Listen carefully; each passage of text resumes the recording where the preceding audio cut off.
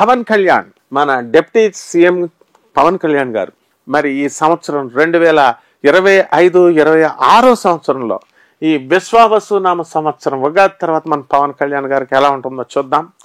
మన పవన్ కళ్యాణ్ గారు మనకి ఇదే ఛానల్లో ఇదే ప్లేస్లో కూర్చొని నేను చెప్పాను ఏమని, మా అక్క వంగాగీత మీద గెలిచిపోతాడు అని. ఆమె వంగాగీత గారు లా నోట్స్ నేనే రాశాను నాగపూర్ యూనివర్సిటీ చిన్నప్పుడు. అక్క నువ్వు రాజకీయాల్లోకి వెళ్తావు గ్యారంటీ అంటే స్టూడెంట్గా ఉన్నప్పుడు.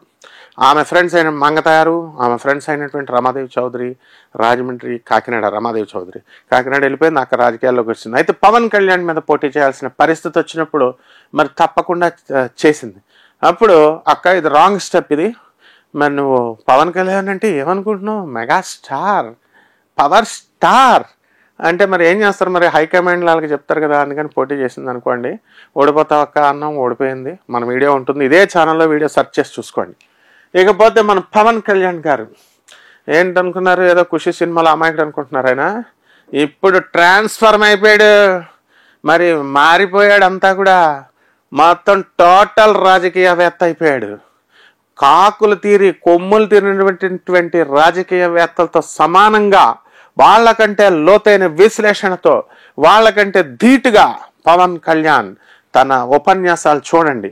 ఎక్కడ ఏది వాడాలో, ఎక్కడ ఏది చెప్పాలో అది చెబుతూ, ఎక్కడ తగ్గాలో తగ్గుతూ ఆవేశపూరితంగా చెప్పేవాడు స్టార్టింగ్ ఉపన్యాసాలు. ఇప్పుడు చూడండి, నో ఆవేశం, ఖుషి బాయ్ ఆయన.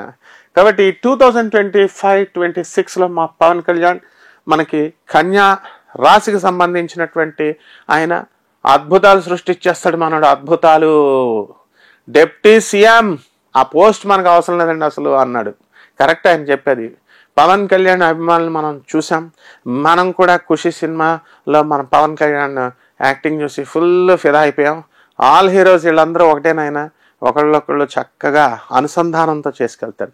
ఇప్పుడున్నటువంటి వాళ్ళల్లో మన మెగాస్టార్ చిరంజీవి గారు ముద్దుల తమ్ముడైనటువంటి పవన్ కళ్యాణ్ మరి చక్కగా మోడీని ఊపేశాడు.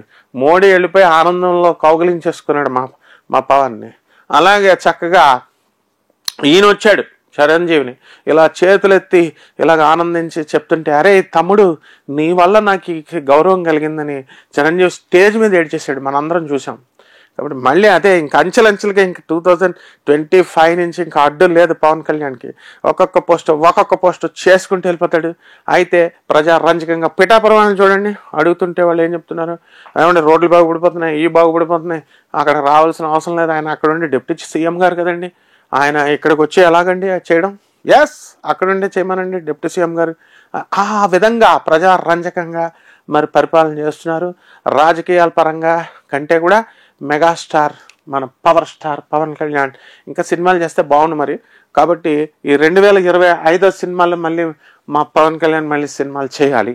ఒక్క సినిమా అయినా సరే జాక్పాట్ కొట్టేస్తాడు, అందులో డౌట్ లేదనమాట. వచ్చేస్తాడు మా వాడు కొత్త సినిమాతో. ఇప్పుడు ఈ యొక్క కేతు ఫారెన్ టూర్స్ ఏంటి ఆంధ్రాని పరిపాలించడం, ఉత్తరాది వాళ్ళు ఏమైనా పెద్ద గొప్ప ఏంటి? మన పవన్ కళ్యాణ్ ఉత్తరాదిన తన మార్కుని సృష్టిస్తాడు. తనదైనటువంటి శైలితో మన తెలుగు వాళ్ళ సత్తాను చూపిస్తాడు. కాబట్టి 2025లో మనకి పవన్ కళ్యాణ్కి రాహు ఫుల్ కోఆపరేషన్, విదేశాల మీద విదేశాలు, ప్రాజెక్ట్స్ మీద ప్రాజెక్ట్స్, మొత్తం కంపెనీస్ అన్నీ కూడా ఆంధ్రాకి తీసుకొచ్చి పెడతాడనమాట. కాబట్టి చంద్రబాబు నాయుడు గారి మరి చక్కగా మన పవన్ కళ్యాణ్ యొక్క కోయిలేషన్, వీళ్ళిద్దరి యొక్క కోఆపరేషన్ పరస్పరంతో ఆంధ్రదేశాన్ని ముందుకు తీసుకెళ్తారు. తప్పకుండా రాజకీయాలు అంటే మళ్ళీ తిట్టుకుంటారులే ఆ పార్టీ వాళ్ళు ఈ పార్టీ వాళ్ళు. అందుకని ఒక పవర్ స్టార్ ఒక సినిమా యాక్టర్గా మళ్ళీ ఒక సినిమా యాక్ట్ చేస్తాడు ఈ సంవత్సరం. ఇట్స్ అ ఛాలెంజ్ అనమాట. మా పవన్ కళ్యాణ్ సినిమా యాక్ట్ చేయకపోతే అడగండి, నా కోసమైనా చేస్తాడనమాట సినిమా. ఆ తర్వాత సూపర్ హిట్ ఇస్తాడు. కాబట్టి పవన్ కళ్యాణ్ గారు కొడుకును కూడా ఎంట్రీ చేసేస్తారు ఈ సంవత్సరం.